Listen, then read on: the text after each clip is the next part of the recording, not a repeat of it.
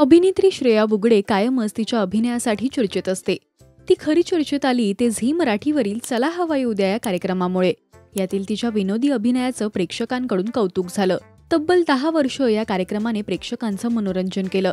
तर नुकतंच या कार्यक्रमाने प्रेक्षकांचा निरोप घेतला आणि अभिनेता निलेश साबळेने कलर्स मराठीवरील हसताय ना हसायलाच पाहिजे या कार्यक्रमाची घोषणा केली.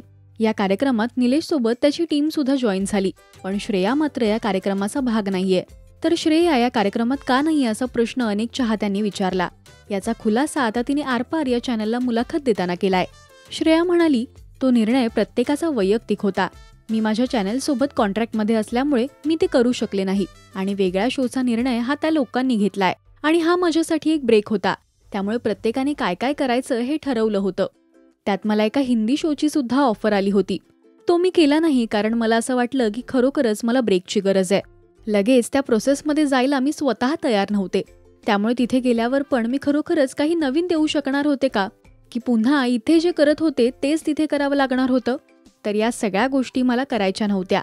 मला थांबून पुन्हा एकदा नव्याने फ्रेश काहीतरी करायचं होतं. किंवा काहीच नाही तर एका कोऱ्या पाटीने मला सुरुवात करायची होती. म्हणून मी तो हिंदी शो सुद्धा नाकारला. पुढल्या काही दिवसात काहीतरी नवीन घेऊन नक्कीच येईन. श्रेया सध्या झी मराठीवरील ड्रामा ज्युनियर्स या कार्यक्रमाचं सूत्रसंचालन करतेय. तुम्ही तिला नव्या शोमध्ये पाहण्यासाठी उत्सुक आहात का हे आम्हाला कमेंट्समधून नक्की सांगा. मराठी टेलिव्हिजन विश्वातील बातमी, अपडेट्स आणि गॉसिपसाठी तुम्ही सबस्क्राईब करा राजश्री मराठी शोबज.